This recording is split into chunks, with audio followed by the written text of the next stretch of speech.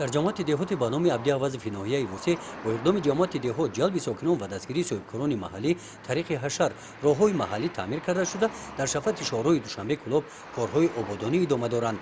رمز شناسنامه جامعات دهات در شهرها در عرفه جشن نوروز ساختمانش به انجام رسید. جامعات دهاتی به نام عبدی‌آوازов 9 دهه را در بر گرفته ساکنانش زیاده از 20,000 نفر میباشند.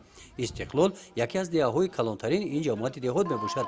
بعد انجام دادن کارهای آبادانی بخشیده به عید نوروز ملکه نوروزی عروس سال بهار انا همین گونه در محیط دانه با تمنای نوروزی از کوچه‌های محله میگذرد.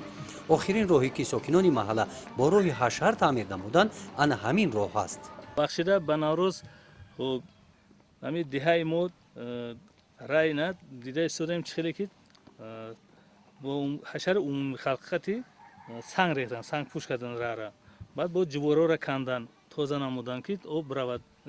سالهای پیش اینجا گشته نمیشید بارون وقت بارونگری در لوی چل میشید. این حاضر هم سرجامانه یک دسته جمع اومدن سنگا را ریختن.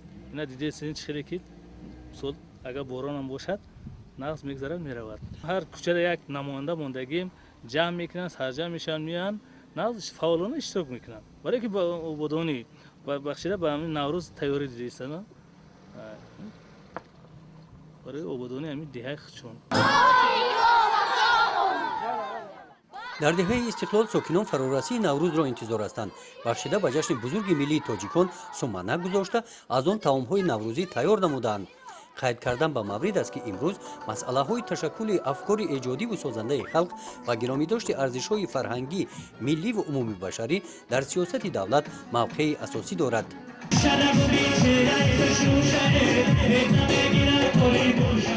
در دوره آمادگی ها به جشن عید نوروز دستگیری سیاست اجتماعی حکومت جمهوری تاجیکستان در دهه جوریز همین جماعت دهات با دستگیری صاحبکار محلی خیرالله عبداللهیف و ساکنان دهه توی خدمتگزاری 6 نفر کودکان از عائله‌های نیازمند گذرانده شد. در این دهه با استقبال جشن عید نوروز با دستگیری صاحبکاران و جلب ساکنان طریق حشر راه 6 کوچه محله تعمیر کرده شده ساختمان مرکز سلامتی در عرفه انجامیابی میباشد. ساکنان محله شکرانه تنجی و آسایشتگی کشور نموده در کارهای آبادانی و سازندگی سهم ارزنده خود را میگذارند. گزارش خواجه نظریف خدای نظر ظهورов از ناحیه واسه برای برنامه اطلاعاتی نوید.